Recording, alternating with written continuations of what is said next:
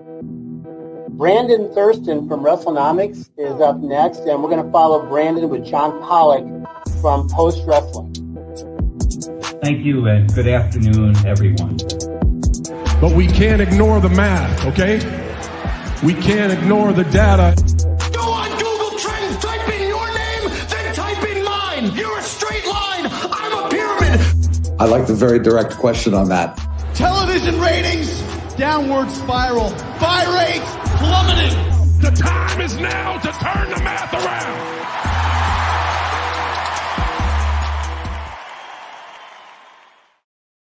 And here we are with the June 26th edition of Pollock and Thurston. I am John Pollock reporting to you from Toronto while Brandon Thurston is live at the scene of tonight's double taping at the KeyBank Center as AEW presents Dynamite, immediately followed by Collision going into Forbidden Door. How are you?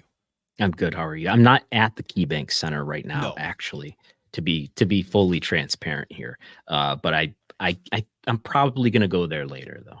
Probably. Brandon Thurston could be making his second appearance at Dynamite. No, I hope not on screen. No, I don't think you're going to be identified on screen. That would be my safe assumption. But that is coming up tonight, where they will be in Buffalo. And with a pay-per-view coming up on Sunday, that means that Tony Khan will be doing a media call on Thursday. And have you given any thought to whether Thursday afternoon will produce a breaking news ratings reaction piece from Brandon Thurston, whether it be audio, written, or otherwise? And what have your online messages been like since last Thursday? Well, the call is at like 1 something, right? The media call. So the rating will come out. The Dynamite rating will come out after that. I would predict a normal rating, not like last week's rating, but more like the ratings in the weeks before last week, and it being sort of back to normal. So I don't think that will justify any emergency breaking news ratings analysis. Okay. They are going up against, what is it? The NBA draft is tonight, I think. Is that tonight? I'd have to double check. I'll look. I know. But my messages, yes, I have received, including from John Pollock, I received messages immediately about the rating when the rating came out on Thursday afternoon. But I made sure to confirm in the original report, this is not an error. I have confirmed independently that this is not an error. 0.16, what was it? 502,000 viewers. Mm-hmm. I would think that the reasonable expectation is that there will be a bounce back this week, and then we will have a whole discourse about all the thoughts on the sky falling last week. I did think last week was a noteworthy number to at least digest and ask the reasons as to why, and you can probably come up with a lot of different reasons. It was certainly a heavily analyzed figure, and what are your to me, reasons? Well, I think you can, if you want to bring up the various issues from, the wrestling killer himself, Kendrick Lamar. There was the Juneteenth holiday. There was the Black Panther lead-in. Like all these things, like I can take to a degree. But to me, the fall was so low that this year they had not fallen below a 0.23, and to drop to such a level, I don't know. I just can't look at all of those different factors as producing like the all-time lowest 18 to 49 audience when this is an episode of a show that is aired on countless Thanksgiving Eves and was on the night of January 6th. They where people were inundated with news coverage. Like they've gone against all this stuff in the past. So, I mean, maybe it bounces right back up, and you still have, I think, more concerning. It's like just the trends of attendance, and that's not a 1 week blip. That's been a long standing issue that, does give relevance to the popularity decrease that AEW has experienced. It was just, this was one of those numbers that certainly catches you by attention, but it's not as though this is the end of Warner Brothers Discovery's interest in professional wrestling. But it's I think their TV outlook is fine, barring another similar number that this coming tonight. Do you think that there's any introspection at the highest levels of AEW about why their popularity level is what it is, or is there an acceptance that the popularity is not what it was a year ago or 2 years ago? Is that a meaningful thing? Do you think that they think it's even a meaningful difference? I'm certain that the message will be a very positive one on the media call on Thursday. But I think if you were to speak to those people in positions to be analyzing these figures, I mean, you can't help but look at where they have dropped to, and an understanding that at the very least, to concede, we are in a transitional period for AEW. And it's tough, because I think that this shift that they are making, like television ratings, you're so like it just breeds reactionary measures and not having patience in a vision trying to play itself out and where we're going to be. I think that the programming has been very strong these last couple of weeks.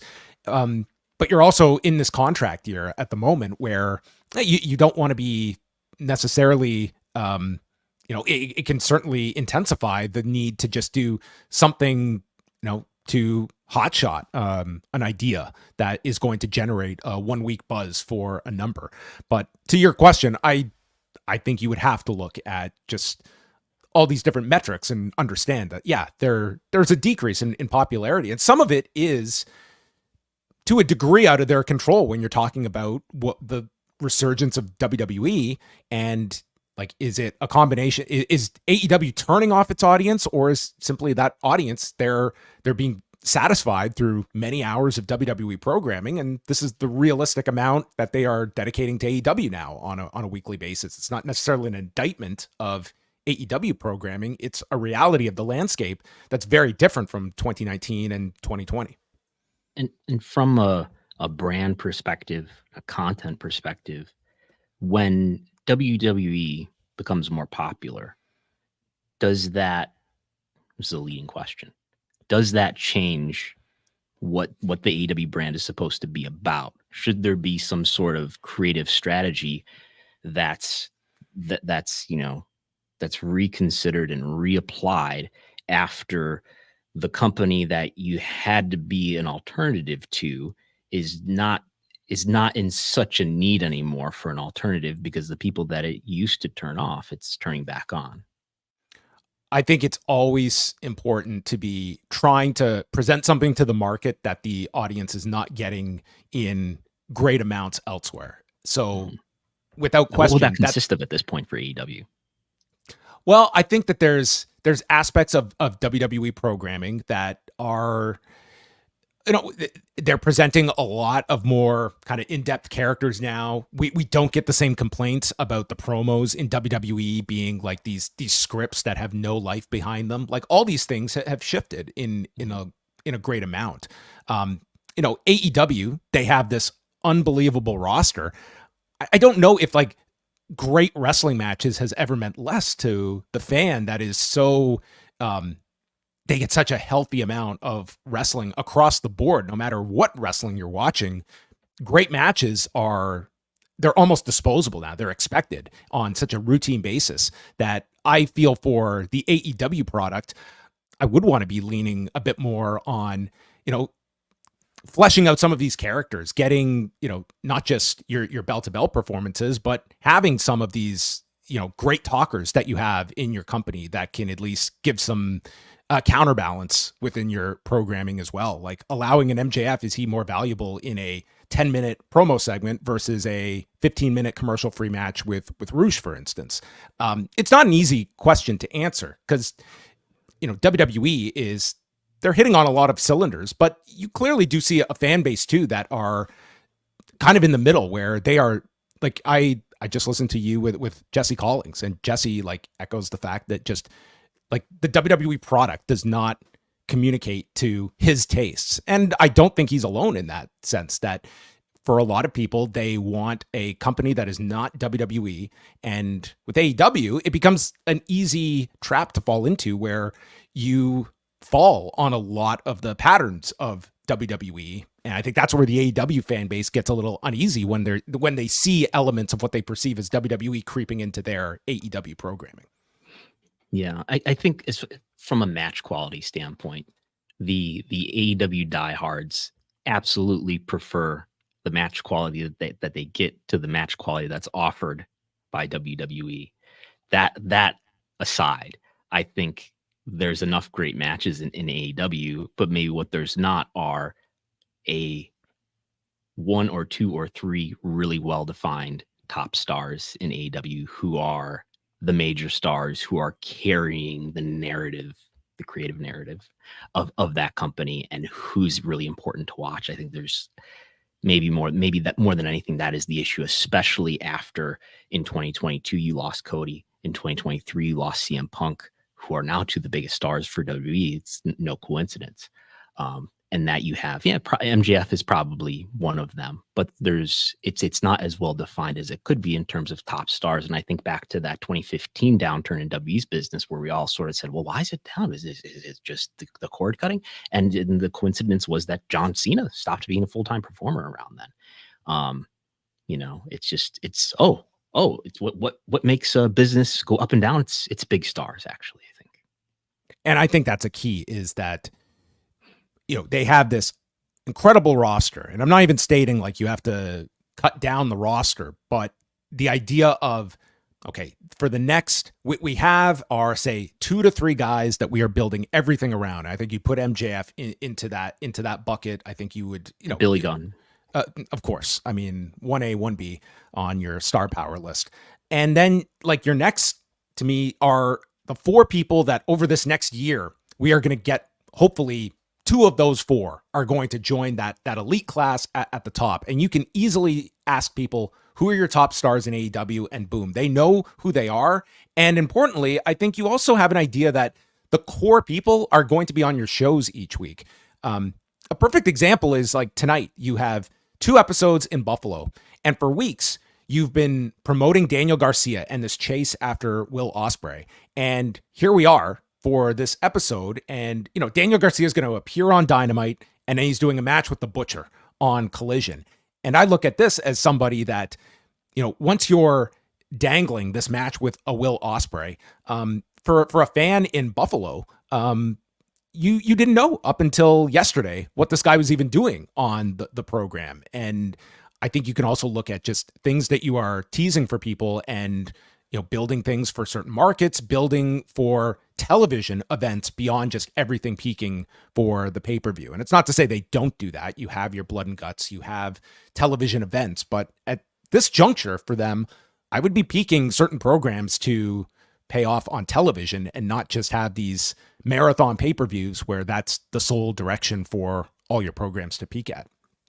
Yeah. And I would suggest that the qualities that are needed to remedy some of their issues right now are things like discipline and focus and long-term planning, not just in terms of storylines, but in terms of elevating stars.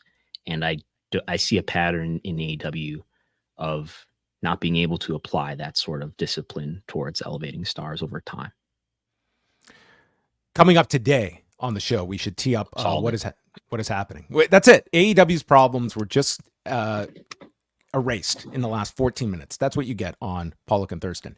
David Bixenspan is going to join us. He's going to explain how WCW went out of business. He doesn't need 4 episodes to do it. He's going to do it in about 15 minutes.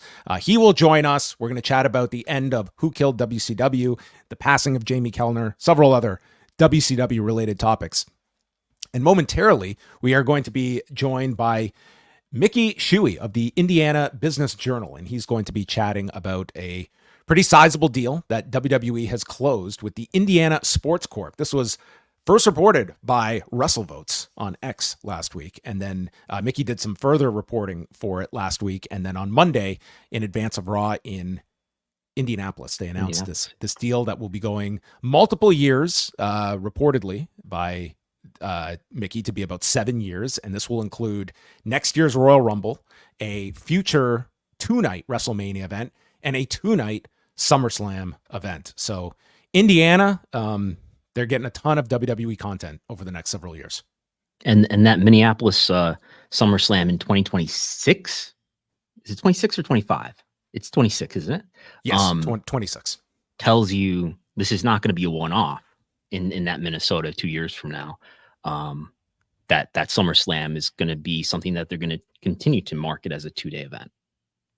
Well, here to speak about this big deal is Mickey Shuey of the Indiana Business Journal. And Mickey, thanks a lot for stopping by. We've been discussing this deal that WWE officially rolled out on Monday. And tell me a little bit about, first of all, the Indiana Sports Corp and its role in this entire deal and what its objectives are for those that are kind of curious about this relationship.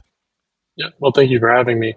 So the Indiana Sports Corp was founded in 1979. It's actually the first local sports commission, which basically oversees bringing in big events like the Final Four, the College Football Playoff National Championship, and multitudes of other events every year.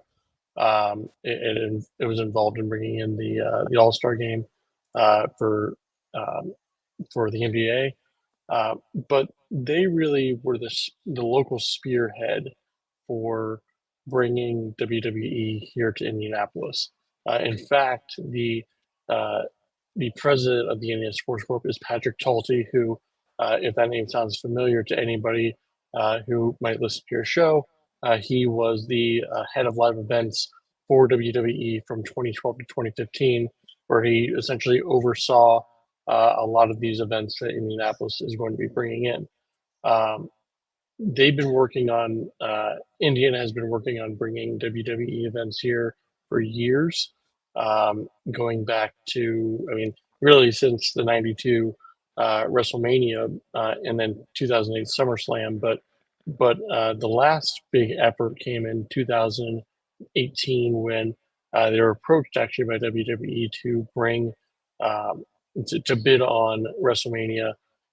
Ended up not going anywhere, but since then there's kind of been this hankering to go after that and other wrestling properties again. And Mickey, can you just detail for our audience what the details are that we know about this deal? Is it a 7-year deal and it's for a future, we don't know when, WrestleMania, SummerSlam, and Royal Rumble on February 1st next year, correct? Right. So it's an 8-year deal. They announced on Monday that it's an 8-year deal, and it does include those 3 events.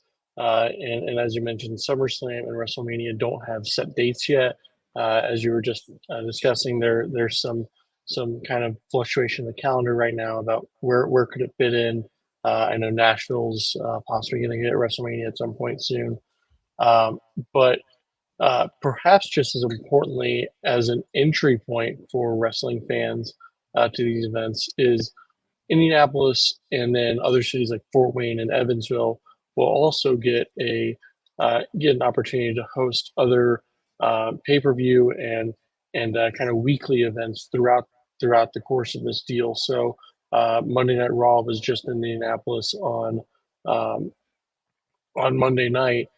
So more of those events, more SmackDown, more Fastlane type events will be coming to Indiana throughout the life of this deal, giving more opportunities, according to WWE,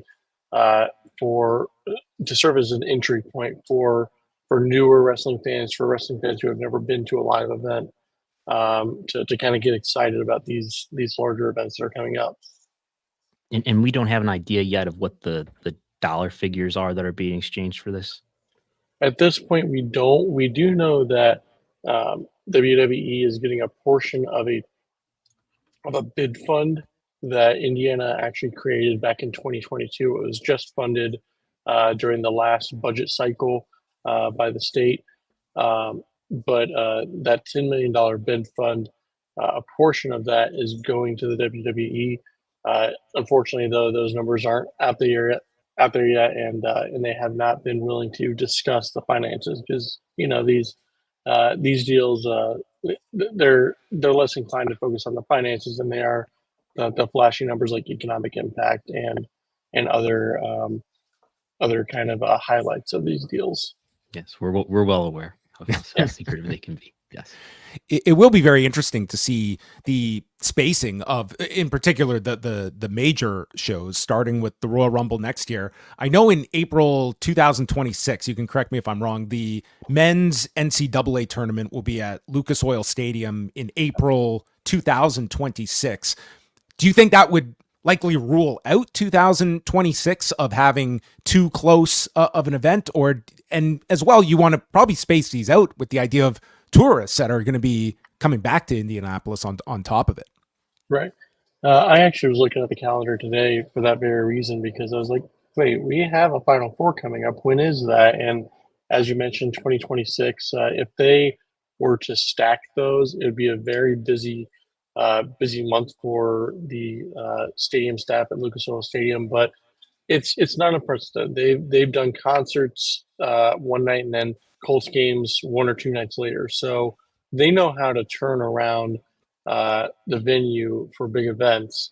The question is, how much time does NCAA need to move out, which is typically about, from what I recall, about 3 to 6 days to pack up everything, and then how much time does it take for for one of these events, WrestleMania in particular, to move in, because there's a lot of that additional lighting. There's a lot of banners and a lot of stages that have to be set up. So I think that it would make it less likely that 2026 is where they end up with WrestleMania, but I don't think that it's out of the question at this point from the way Lucas Oil Stadium has proved itself to be able to operate. And in the press release that they put out on Monday morning, they say that the combined economic impact of WrestleMania, SummerSlam, and Royal Rumble is $300 million. We could probably speculate, but do you have any ideas how they're coming to that number? I assume it's a lot of hotels and local business impact. Yeah, and unfortunately, we don't have a breakdown of those events individually at this point in time. I requested that from the sports corp, but I've not gotten that figure back yet. But certainly, they're taking into account the hotels. They're taking into account the spending at restaurants, downtown restaurants, and other entertainment venues that might be downtown. And then from what I've gathered from previous WrestleMania events in particular, that event, I know, spurs a lot of other wrestling activity throughout the host city over the course of that week. So I'm guessing they're probably folding that in some way, just an assumption about how much how many ancillary shows there's going to be, and how many people are flying in, and how many people are renting cars. There's a lot of math involved in that I have not been brave enough to tackle for this particular event yet. Let me know if you need any help. So the Sports Corp is a private entity, is that right? It's not a government organization? It's correct. It's technically a not-for-profit organization that serves as the city's tourism arm. Sports tourism arm. Much like Visit Indy is the traditional tourism arm for the city, but it's kind of its own not-for-profit entity that basically gets contracted to do that work. And this is clearly like when we hear TKO executives speaking about where there are areas for growth, site fees routinely come up. And I think this would represent sort of their vision of where they want to be marketing these events, both the WWE and UFC, of going to different municipalities, different cities, and in this case, having a 8-year commitment. I'm very curious as well about if we see more involvement of the UFC end here. Like I'm amazed that, just looking this up, UFC has held 2 events total in their history in Indianapolis. Like it's a very underserved part of the country when it comes to UFC that has just hit every single state that it's legalized in. And they're, WWE, they have like a pretty, like it's a routine stop for them. Mm-hmm. Yeah. I mean, over the course of the past 35, 40 years, WWE's hosted more than 100 events in Indianapolis, another 25 in other parts of the state. And as you mentioned, only 2 UFC events during the course of its existence. I've asked the Sports Corp and WWE about whether a broader TKO partnership could be on the table here. It sounds like they're open to it, but we don't have specifics of what that might look like at this point in time. I know from my previous coverage of Sports Corp, when it comes to their announcements, they like to focus on what they're announcing at that time and kind of have that as a singular focus, especially with Royal Rumble, an event Indianapolis has never had, being just 7 months away. So I'm sure that those conversations will probably come at some point in time, assuming that Royal Rumble itself goes well, which I know certainly all parties are interested in making that happen. But for the sake of this deal, I think that Royal Rumble getting this deal off to a good start is critical for what the future partnership looks like. So if that goes well, I think that we're probably going to see more opportunities for UFC and perhaps other events that enter the TKO fold over the next few years come to Indianapolis.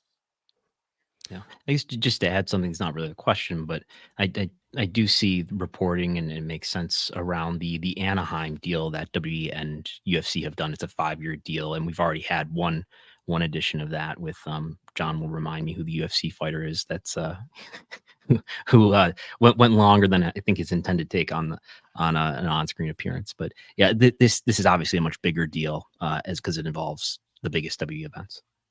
Yeah. Yes. Michael Chandler was our fighter who was supposed to be fighting next weekend, but will not be fighting Conor McGregor. He's in the wait and see approach.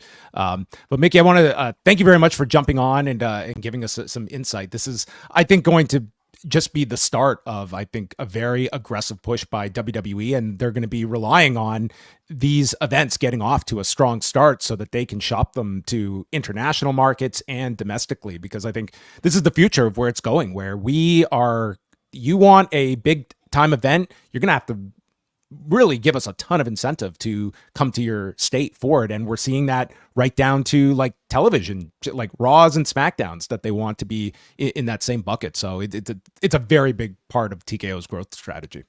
Yeah. Well, thank you for having me on. I appreciate it.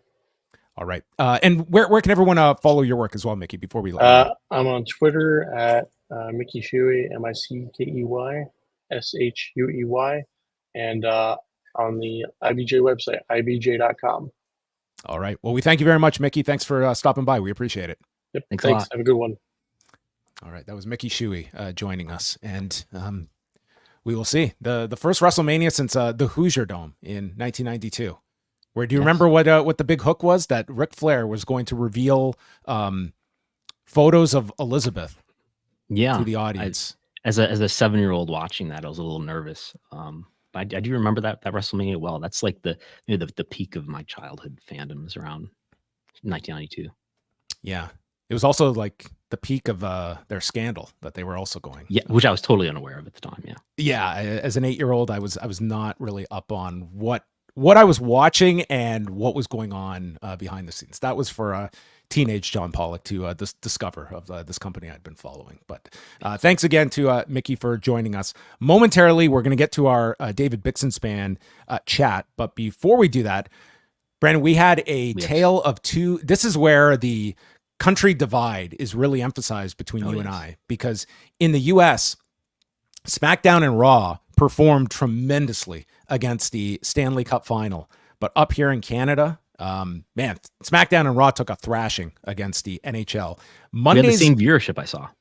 It was, but I mean, this was an unbelievable number that they did on Monday night. 7.55 million people watched the NHL game. And that's not accounting for TVA Sports, which is the French language broadcaster, I understand, also carried the game. So there were actually more that were watching it, but just taking 7.55 million, and for the multiple to get the US equivalent would be around 9. So think about that. It's almost the equivalent of like a 68 or so million people in the US, if you want to just do that math. It's an insane number for sports in Canada. But SmackDown and Raw were both hurt pretty significantly, but not the case in the US. SmackDown did a great number on Friday. They were second for the night on television behind the NHL game. And then Monday's episode of Raw did another very strong number. Yeah, this was basically for both Raw and SmackDown in the US, their highest numbers since post-WrestleMania episodes.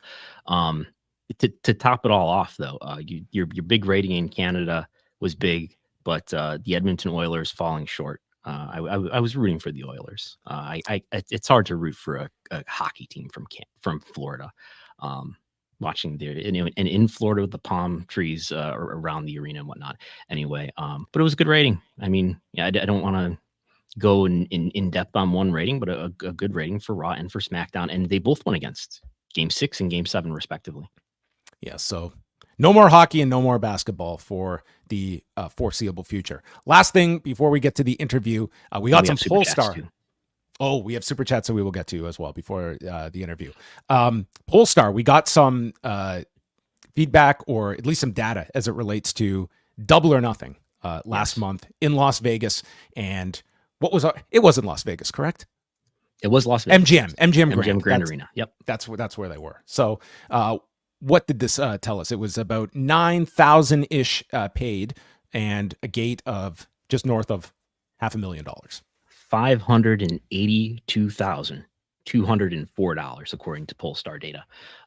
This is, the first thing I want to do is compare it to prior Double or Nothings, and we know that Hangman Page, according to CM Punk, jeopardized a $1 million gate. So that was a $1 million gate in 2022, right? But I did put out a whole list here in my report here, just showing you all the pay-per-view event gate numbers that I could find and that I remember and that I know of. So this is again 582,000. Dynasty was 401,000. Revolution with the Sting retirement was over $1 million. So it's a good gate. $500,000 is a lot of money. It's more money than I have. But these are down from prior years' peaks. Of course, the record by far is All In last year, 10 million according to AEW. You would assume that they're going to come, that they'll have the highest gate by far, at least in this year, is going to be All In. Who knows what the gate is at this point? I think the ticket prices are higher, but the attendance is almost certainly going to be lower this year. And Forbidden Door is, last check from WrestleTix, approaching 9,000 at the UBS Arena on Long Island, New York. So we will see what the kind of last minute walk up is for Forbidden Door, which has traditionally been a very successful concept for the company going back. We only have 2 versions of it so far, but both years have been very successful. So there you have it. Super chat time. Let's go to the first one here from Jumanji Hunter himself. Should WBD run another AEW episode with a weaker prelim to see AEW's true value and demo? This person will not be the head of programming at any television network.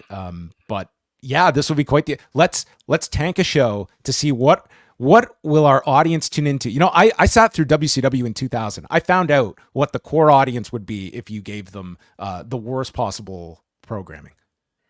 Yeah, I'm scrambling to find a line chart that I want to share, but you're going to find, I think there is a question around, okay, what's the core popularity of AEW? What is it really if you don't give it the Big Bang Theory, which is a surprisingly and tremendously strong rerun program that does really good ratings. If you take that Big Bang Theory away, Dynamite does a lower average, right? And you get to compare it to things like NXT and say, oh, they're even closer, or NXT looks even better in that comparison. But ultimately, believe it or not, TV executives care about things other than wrestling programs, and they want to have the highest viewership that they can at all times.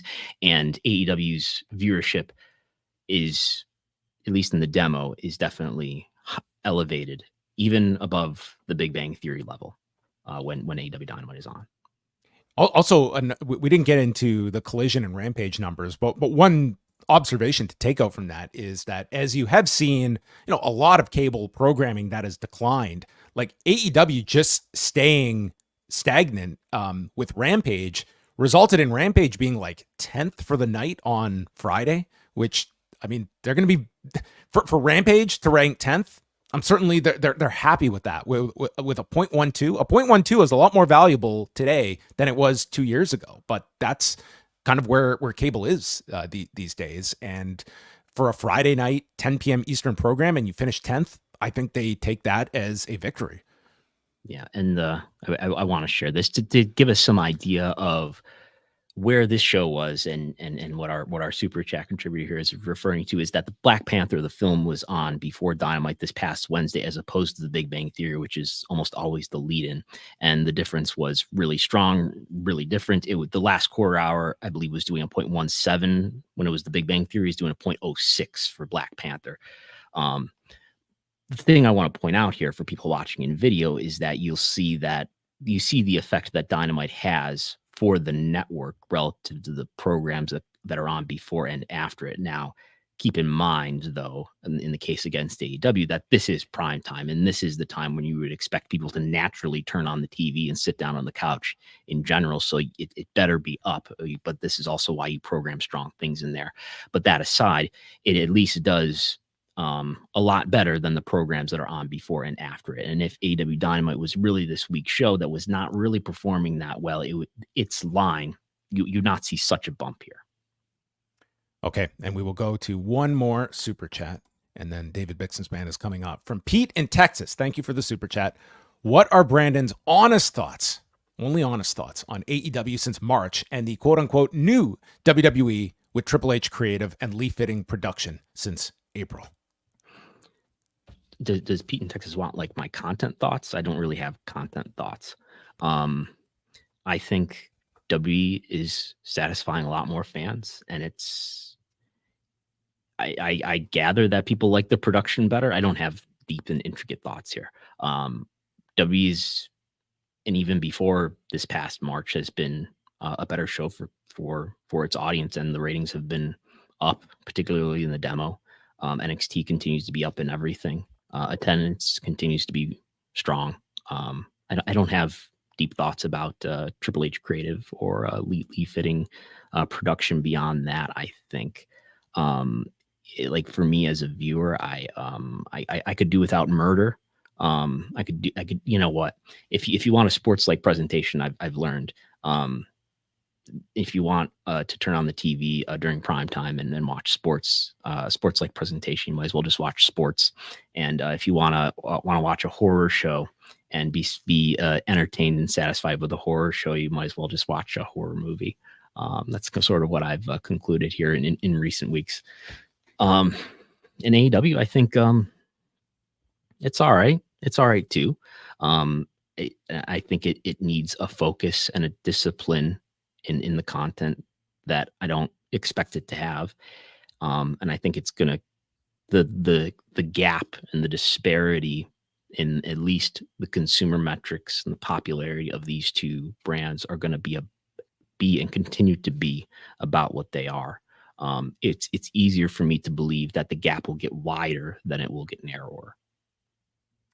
And on that note, we will now discuss World Championship Wrestling with David Bixenspan. And now we transition over to a topic that will never go away, and that is the demise of WCW on that fateful day in March of 2001. And here to end all the debate and give us a clear answer as to why WCW went out of business in 3 sentences or less is David Bixenspan, joining us from Between the Sheets after we have just gone through 4 episodes of Who Killed WCW. Bix, as always, welcome back to the program. It's always great when we get to have you on the show. Yes, thank you for having me. Cool. Is Never Go Away going to be the new show you do with Way about WCW? Go Away. That's pretty good. That's Never Go Away. Yes. That could be true. Well, I can guarantee you that the legacies of WCW and ECW and WCW will long outlive the 3 of us. That I feel in 50 years will still be discussed, knowing this fan base. But so the timing of all this was like pretty surreal. That out of nowhere we get the news on Saturday that Jamie Kellner, former head of Turner, who was installed in March of 2001, passes away at the age of 77. And this comes in the midst of everyone looking forward, I think, to this 4th episode in terms of how the WCW sale was going to be covered by Vice. And you wrote a really great piece, and we'll link to that as well that people can read about. But for many people, like Jamie Kellner, if you're just following like his involvement here, it's kind of just reduced as, this was the guy who made the ultimate call. But yourself, Chris Zellner, like you guys have done a lot of research and digging into Jamie Kellner and sort of his role in all of this. I just wanted you to kind of share a little bit about what compelled you to write this over the weekend, because there's plenty that I think is out there that goes a lot beyond just a one-sentence summary of Jamie Kellner's involvement with WCW. Yeah, so I had been meaning to throw something like this together for a while. And then, with Jamie Kellner dying and it being, a few days before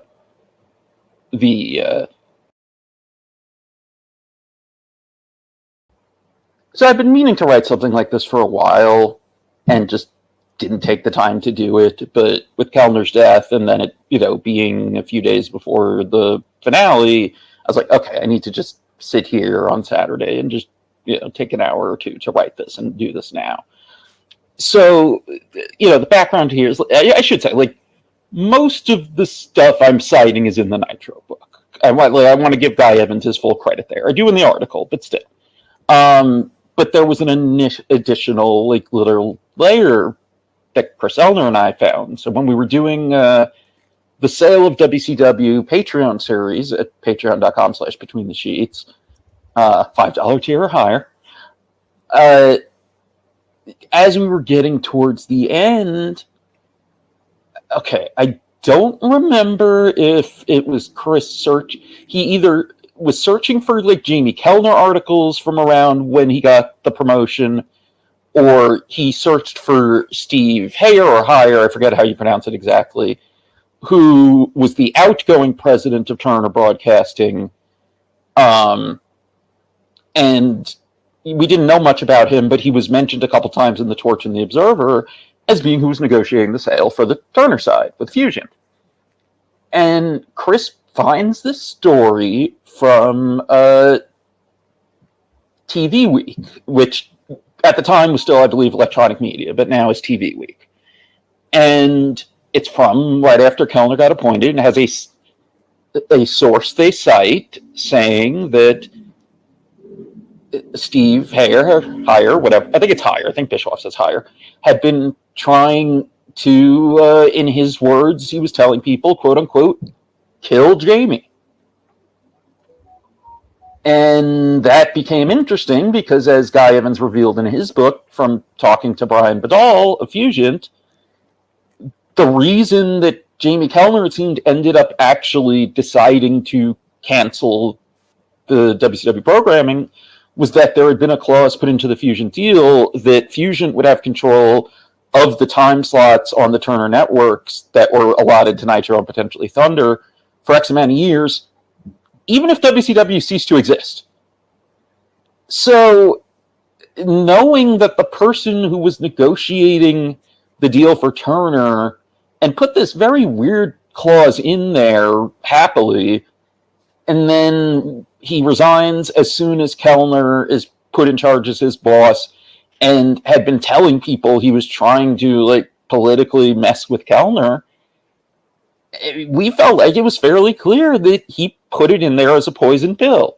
Either Kellner gets wise to it and kills WCW and by canceling the shows or whatever, and ends up, having that on his reputation or whatever, or Kellner doesn't get wise to it, and potentially it's considered a big problem that follows him around for his tenure at Turner.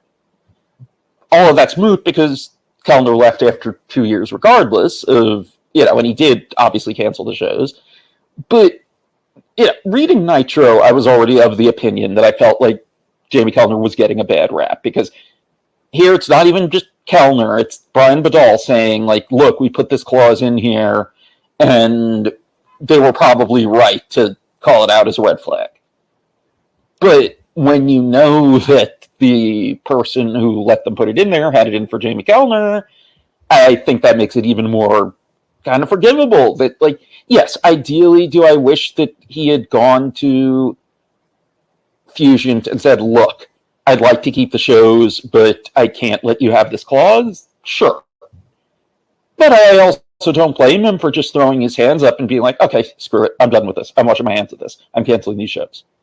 Because it's not like it would necessarily be impossible to change that deal, to just modify the contract, right?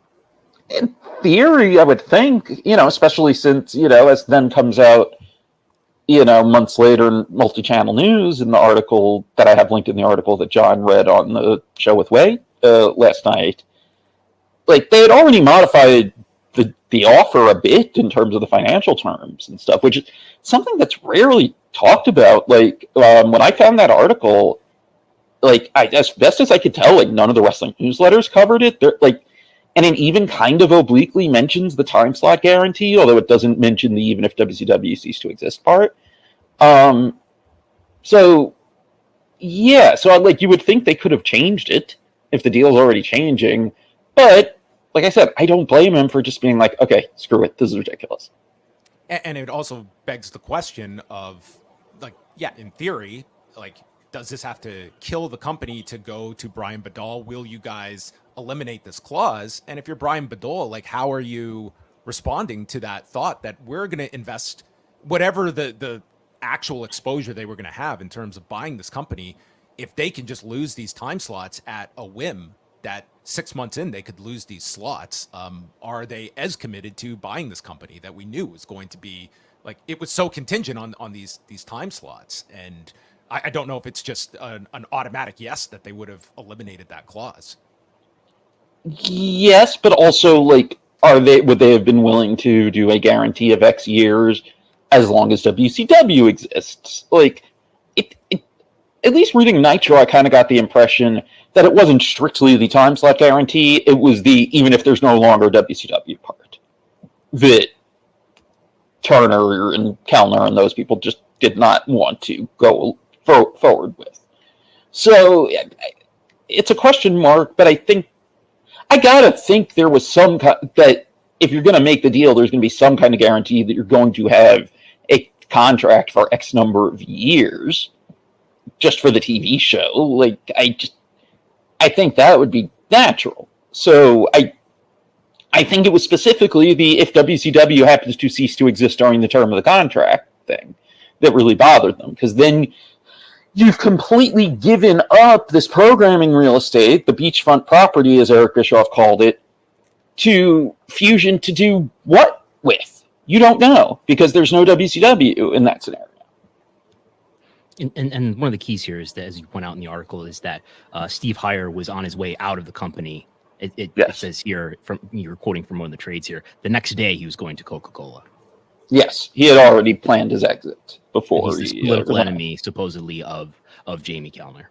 Yes, although it's not super clear why that was, other than my assumption would be that he expected to get the position Kellner got, I guess. But that's not stated in the article, but that's my assumption. Like, because they don't lay it out, they just lay out that he was really gunning for him. So in terms of episode 4, I mean, there were such expectations for what different directions they could go in, and like, I honestly believe you could get multiple episodes just out of this entire process and really digging into things. How did you see it? How did you feel the sale was covered in episode 4, and just the good and the bad of the episode from your impressions? I think, I don't know, obviously, how they had the episode laid out before they got that last Nitro documentary footage, but I feel like without that, you probably have a lot more room to talk about the sale process. And I mean, the big omission for me, and I'm someone who understood to a point why they didn't include a Dave Meltzer or Wade Keller, or someone, or Brian Alvarez, or anyone else who covered it at the time, just because you already have Guy Evans, and sometimes someone who has more time and distance and wasn't covering it at the time actually is better for that kind of historian type role. But in episode 4, you badly needed a Dave Meltzer to come in and say, when they're talking about all the Stu Snyder stuff, wait a second. Someone called me the day of the Fusion announcement and said that Stu Snyder told them and was telling everyone in WWF that Eric Bischoff and Fusion are never getting WCW. Yeah, that's the big red flag. It's not necessarily, Stu Snyder and Brad Siegel were fraternity brothers, which, if that is true, was not actually mentioned in the episode, just they had known each other most of their adult lives. But it's not necessarily that. That's just kind of the first link, and then it's like, oh, okay, Stu Snyder was telling people he knew something. Yeah. And listening to John's interview the other day with Evan Husney, he brought up the notion of whether they were going to include the newsletter writers of the time, and he said it was hard for them, the newsletter voices, to be objective now. And I guess he's probably referring to the animosity on Twitter that we often see between Dave Meltzer and Eric Bischoff, and just the notion that, I guess, my takeaway was that in Evan's mind that Dave couldn't be fair in this situation. I guess, but it doesn't have to be Dave either. I mean, well, that's another thing too. Wade or even Jason Powell, who Eric praises. Eric is fine with them, so you wouldn't have that issue with them, and it doesn't seem like they have like any excess heat with other people who would be necessary. I also wouldn't take like an oppositional view to Eric Bischoff as being disqualifying either. Right. Yes, of course. I did find that comment from Evan a little weird, though, because it is kind of dancing around the fact that, and I don't say this as a slight to Guy did follow up Nitro by writing Eric's second book with him. So I did find that specific comment a little weird. I think it's fine to have Guy in there as the expert. I don't even think you need to say he wrote Eric's second book with him. But I don't quite get giving that reason to exclude Dave or someone like Dave while including Guy and not mentioning that about Guy. Yeah. So Bix, where do you stand on some of the comments I've been reading this morning on Twitter in reaction to this episode, that this was a Eric Bischoff tribute piece? I think people are just overreacting to like the last couple minutes of episodes 2 and 4. As soon as you got that waterfront scenic shot with Eric Bischoff, I think that was he got the real hero's farewell. But to be quite honest, like, I feel of the people that you are looking in here as people that contributed to the demise of this company, whether it's Kevin Nash or Vince Russo or Eric Bischoff or Brad Siegel, like, I think Bischoff had like a fairly good accounting of himself. There's definitely criticisms I can have of him in these 4 episodes, but in terms of someone that was at least willing to assume some blame, like, he's one of the few that does cop to like bad decisions that were made on his watch, which is a lot more than I can say about a Nash or a Russo in this series. Yeah, absolutely. Like, Eric has a lot of faults, but like, if you're looking at him in the lens of these episodes, he admits fault, he takes responsibility, he does look at various things in hindsight and say, okay, yes, that was a terrible idea. The only one where he doesn't really like kind of acknowledge, okay, that was a bad idea, was David Arquette, but even then he still took complete responsibility for it. He talks about how burnt out he was towards the end of his run running the company, which is a thing other people around him have talked about for years, and how that was affecting him and affecting the company. Like, like you talked about on the shows, John, with Evan, like, he's more up, or maybe it was Evan that said it, that he's more upfront and about some things, and just like admitting, oh, yes, of course, the NWO were supposed to be implied WWF invaders. Like, it was a different Eric from the guy who's doing the shtick on the podcast. Mm-hmm. And even then, that Eric will take responsibility for stuff. So I think it's mainly just like the big hero shots at the end of those episodes. But also, like, let's be realistic. Of the people you could point the finger at, Eric Bischoff did not kill WCW. Eric Bischoff was not in charge of the company past September 1999. And yes, he had some creative input in 2000, but as far as him actually being the person in charge, WCW was completely salvageable when he got demoted, sent home, whatever. Things had gotten a lot worse with the Nash booking and everything, which I agree with what John and Way said about how that really should have gotten probably a little more time because of just how bad the TV was and just how much it was affecting business.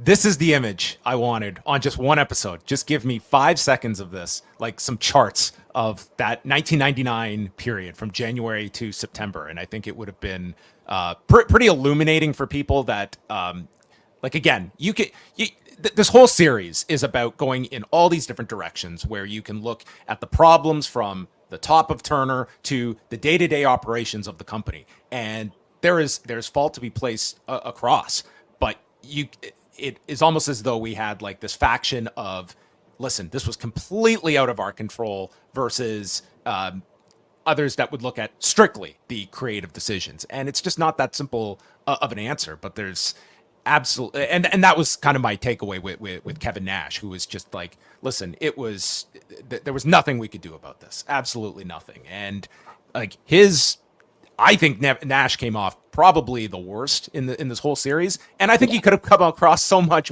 more worse if you really dived into the period that this company nosedives, and you see these declines of the business they were doing in 1999. That was still, as Bix mentions, like extremely salvageable by September 99 when Bischoff is sent home for the first time. Yeah, and one thing that we should mention too, that whenever this era comes up on Between the Sheets, we try to stress, but it got talked about somewhat in the show, but really not necessarily in the context it should have. Yes, in 1998, they were the highest grossing wrestling company ever to exist up to that point for a calendar year. What they don't talk about, though, too, is like, yes, WWF's getting stronger again. In 1998, it's not a WWF boom, it's not a WCW boom, it's a wrestling boom. Totally. Like, I feel like that barely gets talked about now. Like, WCW did 3 stadium nitros in December alone. Astrodome, TWA Dome, and then that January 4th Georgia Dome show. It's like a 4-week period, and they do 3 stadium nitros on top of a Starrcade pay-per-view that was, very successful number with Goldberg and Nash. That's all in a 4-week period at a time when you're painting WCW under this like doom and gloom period. Like, they did extraordinary business through the first quarter, second quarter of 99. They're still doing very good business on pay-per-view.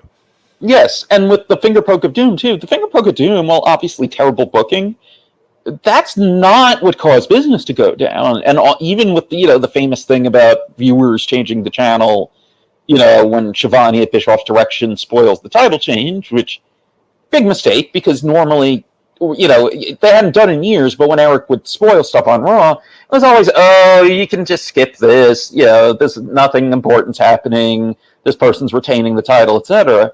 This time he was telling you, something big is happening. But all those viewers came back. Finger Poke of Doom has its own Wikipedia page. Go on, Bix. But all of those viewers and more came back for the end of the show. Like, that's the thing that never gets talked about. Like, yes, they did tune out to Raw, but once Raw was off and then Nitro had the overrun and everything, they all came back. They all came back to watch the whole thing that turned out to be the finger poke. But yeah, they came back to see Goldberg bust out of prison and make his way across the street and then get laid out at the end of the show. But yeah, there is the big tune back factor. But yes, that was the show long story of Goldberg.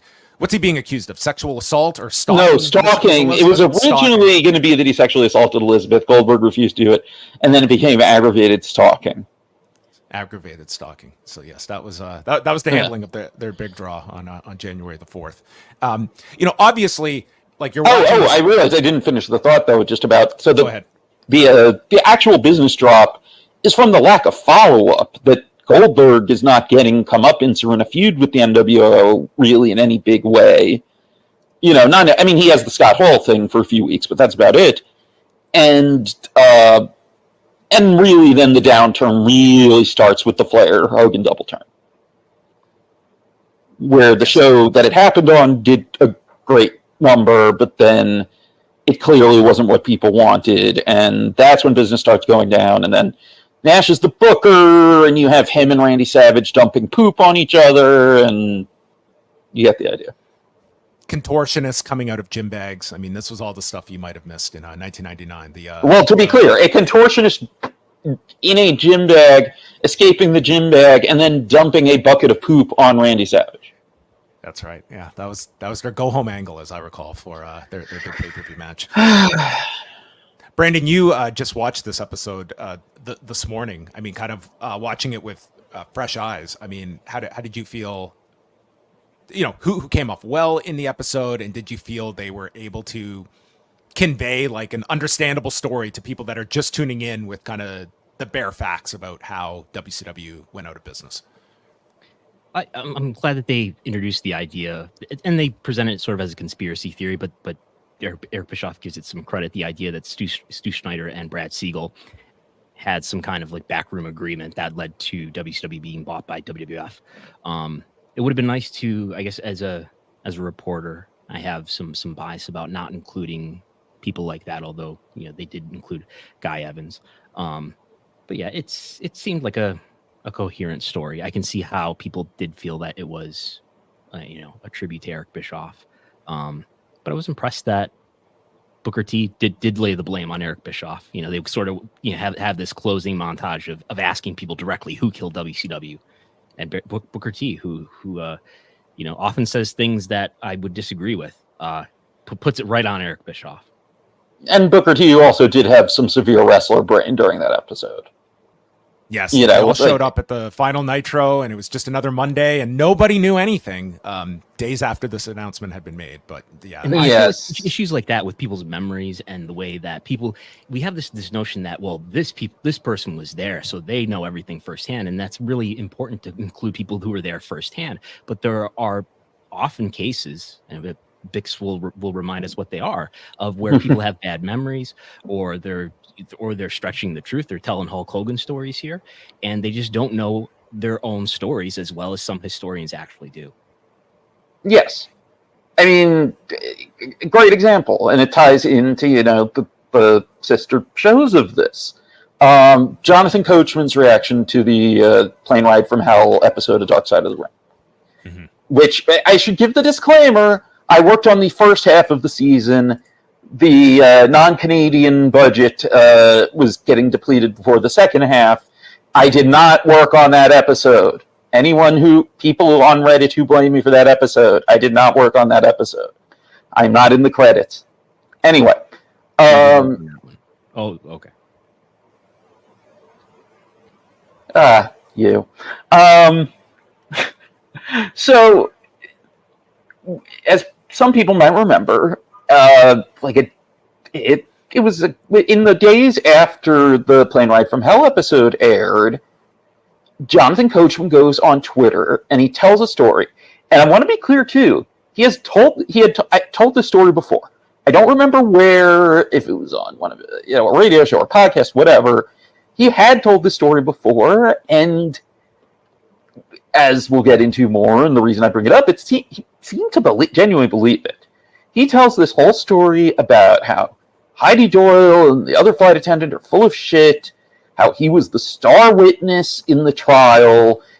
It was in the Eastern District of New York in Brooklyn. He remembers staying at the Waldorf Astoria, before he testified, and how his testimony was so important that he won the case for WWE. Here's the problem with that. The lawsuit was filed in county court in Arizona, was quickly moved to federal court in Arizona, and overall was settled by WWE in a little over a month. There was no discovery, so no depositions. There was no trial, so there was no testifying in court. And none of this would have happened in New York. And Coach uncharacteristically apologized when I showed all of this to him. I don't know if it's bad brain. I don't know if it's that there was another lawsuit we don't know about another charter flight, which I don't think is out of the question. But he seemed to genuinely believe that, and to his credit, when confronted with incontrovertible evidence, he didn't explain what he was getting it confused with, but he deleted the tweets and he publicly apologized. I don't think Booker is even necessarily deliberately bullshitting about the WWF, purchase, not knowing about it. Oh, but I didn't think that either. I think it was just poor memory. Like that was it. Yeah, now I think there's a question of, do you include that in the episode? Fair. They were clear enough about the sale having already been announced that I think you do a good enough job to leave it up to the viewer to be like, hey, wait a second. But there's also the question of what value does it have too, because it wasn't really put in there to frame Booker T as inaccurate or lying or anything.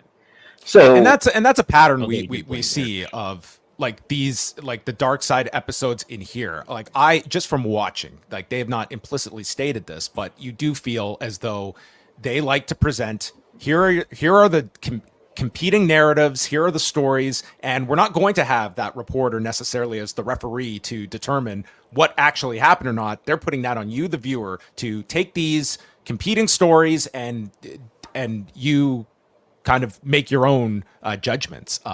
It's not the way I would go about it, but you know, we've had several stories where you just get these, you know, theories that are presented and people that are all over the place. Maybe the peak of this was that Montreal episode in season 1. I was going to say the Matt Bourne episode. The Matt Bourne more recently, where they introduced the whole conspiracy theory at the end of the show. It takes this weird left turn. And yeah, sometimes I think you do want that person that is, you know, that covered this, that can give you like a clean timeline of the events going on here, but that's not always been their philosophy. Yeah, and again, they are the most successful show on the network, but it's like they don't have a huge budget. You do have to carefully consider with travel and everything, who are you interviewing for a given episode? I mean, that's different from this in Dark Side, where you know you're stretching the interviews across the 4 episodes. But it is legitimately a factor. Like, Evan is not bullshitting when he says that. Like, that is a huge part of it. So, I mean, and also I think there's the question of, like, of the people that they interviewed, that we saw the interviews of, is there really anyone where you, weighing the factors ahead of time, would have cut that interview in favor of Dave Meltzer or Wade Keller, Jason Powell, or Brian Alvarez? And I don't think you can say there is anyone that's that clear cut. You know, like the wrestlers are people, you know, who were fairly prominent and have their own reasons to be there. You know, the behind the scenes people certainly have unique roles in why you would interview them, even if some were used more than others. But I don't think there's anyone that was like an obvious, oh, you could just, you know, cut this interview out completely and, you know, that's someone you could have cut out completely to make room in the budget and the schedule for Dave Meltzer or whoever. I did want to get your thought on just how, you know, for people going in here, they were most curious about hearing from Stu Snyder opposite Brad Siegel in this episode. I don't think it's going to quell anyone that came in with their theories on if anything underhanded went onward, but did you feel it gave any more clarity hearing from them and how they approached that side of things? Like, we didn't get into like the Jerry Jarrett group that was, you know, attempting to buy this, or any of the other potential buyers of this. They kind of focus squarely on Fusion and then WWF coming in and swooping it under. But how did you feel that portion of the episode was handled? It's one of those things where I think, like, I think you really needed more than one episode to discuss the sale process, because then you can talk about the other suitors. Then you can give more time to explain, like, what exactly the Fusion deal was. And you have more room to kind of, and then explain, like, again, the conspiracy theory isn't just fraternity brothers and Stu Snyder told colleagues this and that. It's that there were other people who had expressed interest with good faith offers.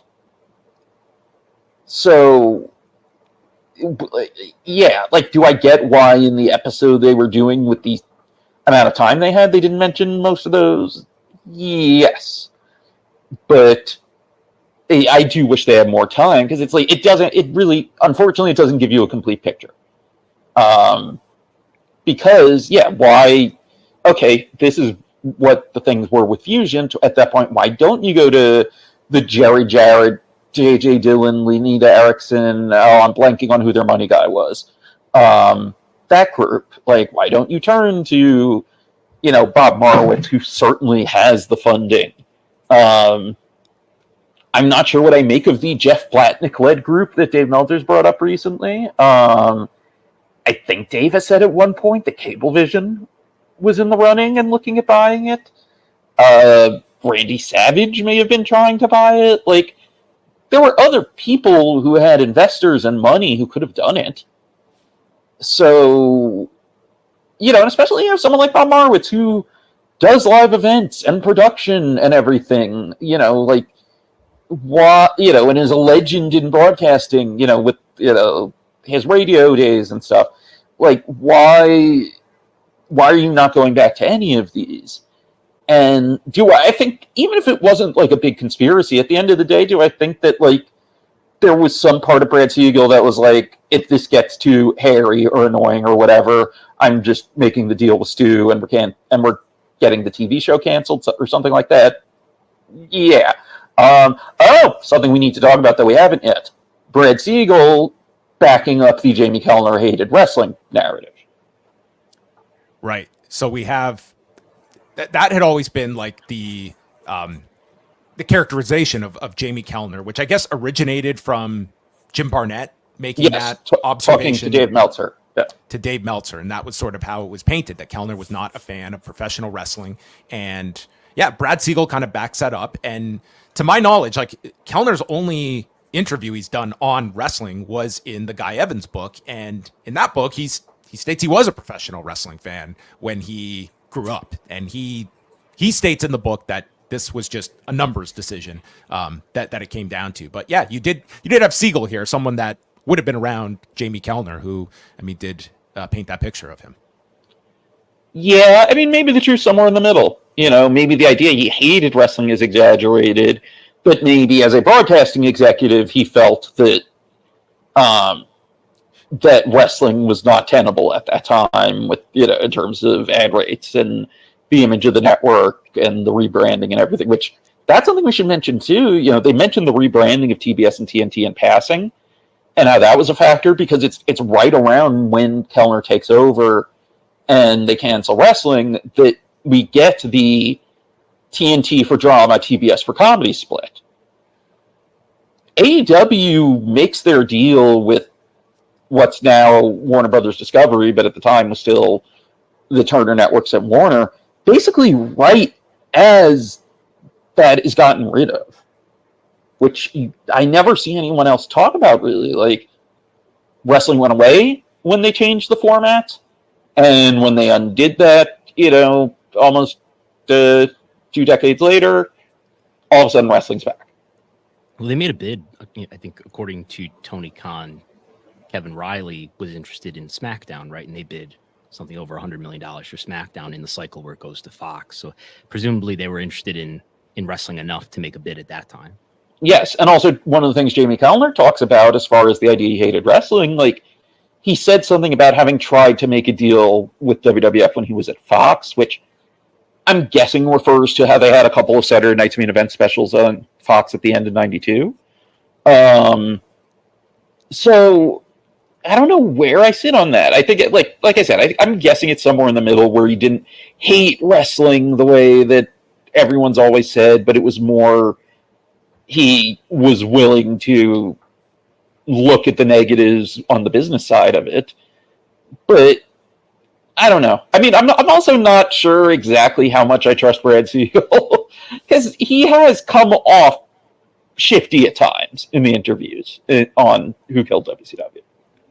And I guess if Jamie Kellner felt like he had to get rid of this contract because of the guarantee of the time slot, he did at least do that one interview for the Guy Evans book, but he didn't mention that, didn't bring that up, right, in any part of the public.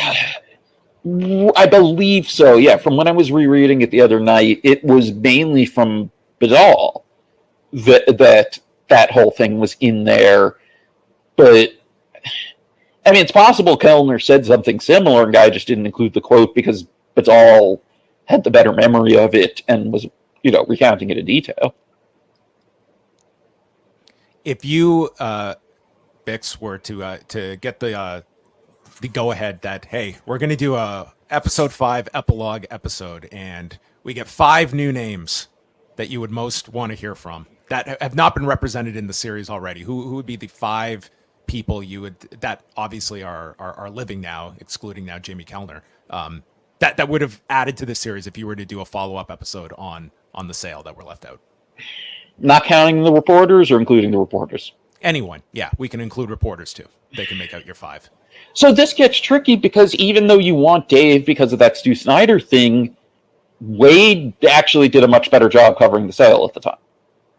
Like, if you look back through that coverage, as we did on Between the Sheets Patreon, which I actually should mention, I haven't done it yet, but we decided we are going to make one of those shows free.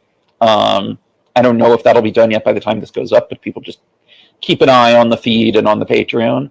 But yes, that's the one that we're going to make free. I lost my train of thought. Where was I going with that?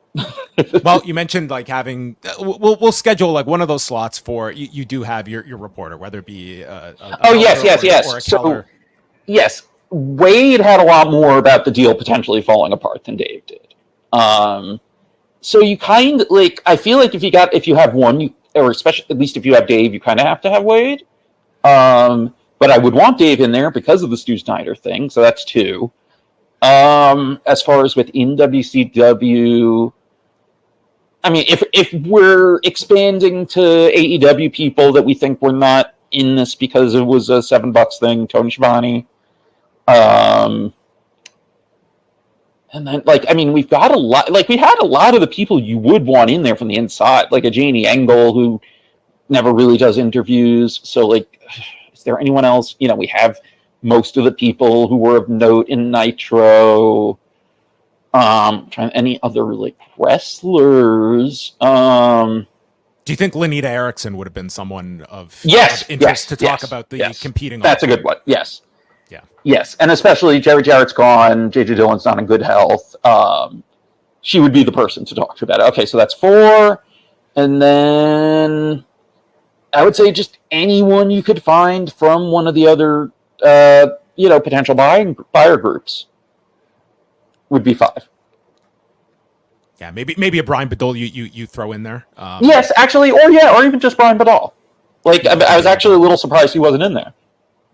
Yeah, I mean, not the, I guess, easiest guy to track down, as I've been trying. But maybe he will pop up in one of these post-mortem WCW episodes. But overall, I think it was a series that I don't think it was necessarily breaking a ton of new ground, but I think a lot of people are now more that checked out the series are a lot more aware of kind of the below the surface type of maneuverings that were going on in WCW, and whether it leads them to the Nitro book, whether it leads them to the 2-part WCW sale drama available at betweenthesheetspod.com, potential free episode coming. Patreon.com/betweenthesheets. Well, remember though, it's actually technically 4 parts. We did the 2-part sale of WCW first, and then later we realized, oh wait, there was a lot of stuff in 2000 we should have done, because this was all about Fusion, and we did another 2 parts about the 2000 talks of the sales with WWF buying and stuff, that's something else I wish they had gotten into more. The original WWF attempt at buying WCW circa like September, October 2000, because that like really they only talked about in passing. It's an interesting story because, I think, John, you talked about it on one of the shows with Way that, actually, no, or was it you or was it one of the shows Jack and Carnassia did? There was something, one of you talked about how Wade Keller caught up with Vince at the XFL press conference about Jesse Ventura being an XFL announcer, because that was in the Twin Cities. And how Vince, on the record, is explaining they had a deal with TNN where they were going to pay a certain amount of money to buy out Viacom's exclusivity on WWF cable programming that Vince felt was worth it. And, was it in the, single-digit millions? Was it more? Who knows?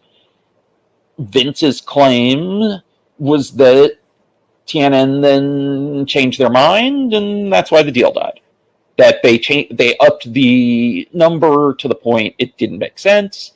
So that's why WWF pulled out. So there's that, that's something I really would have liked to have seen get touched on. Like, that's somewhere where like a Jim Ross would have been great, because at least what was in the newsletters at the time was that if they had bought WCW then and had the Turner Network slots, that Jim Ross would have been the one put in charge of WCW.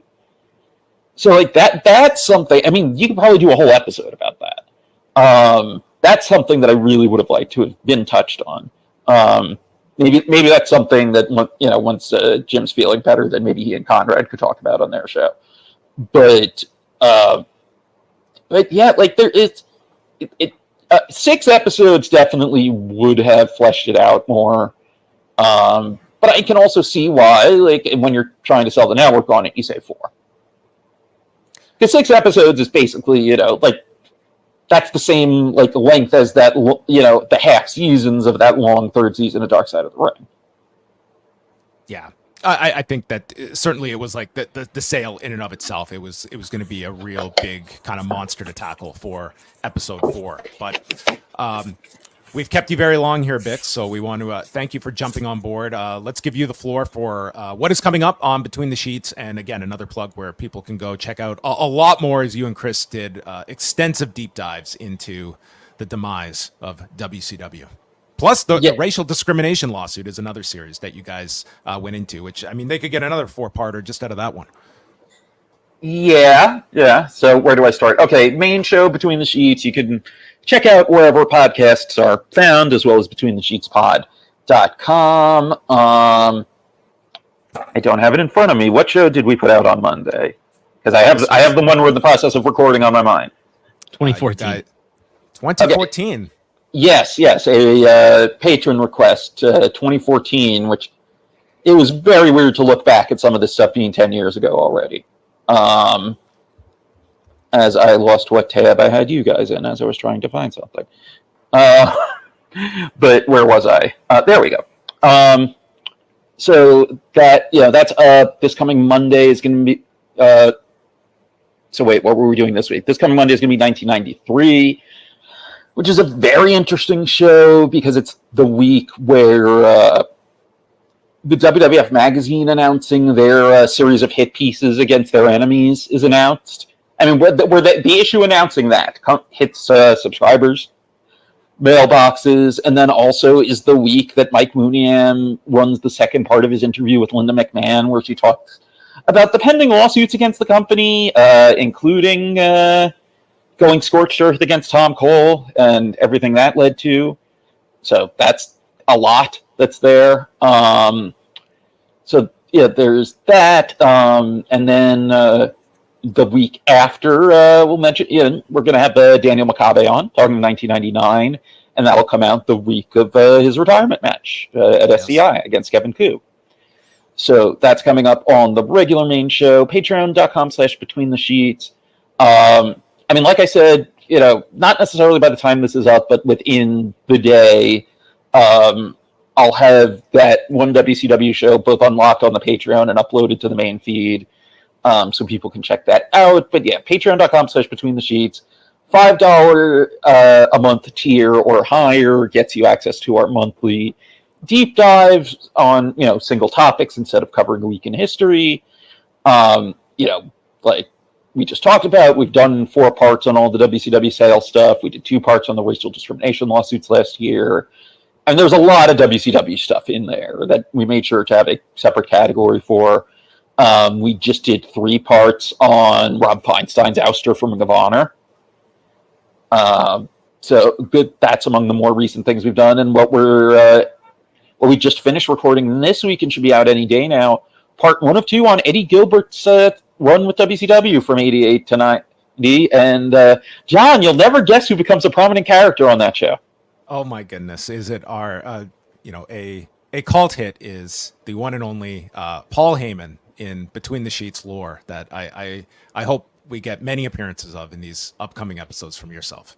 Yes, because his firing for throwing a trash can at Ric Flair, although that's not reported exactly as the reason at the time, occurs in the middle of all this. And then there's the whole weird story in the newsletters of, are Paul E. Dangerously and Eddie Gilbert forming an independent wrestling consortium?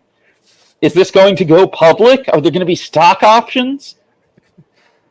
It will be a public company, allowing for the fan base to truly revolutionize the 90s industry that is greatly in need of a shot in the arm that only myself and people like Edward Gilbert can possibly bring to the fan base. You mean Thomas Edward Gilbert Jr., professionally known as Hot Stuff Eddie Gilbert.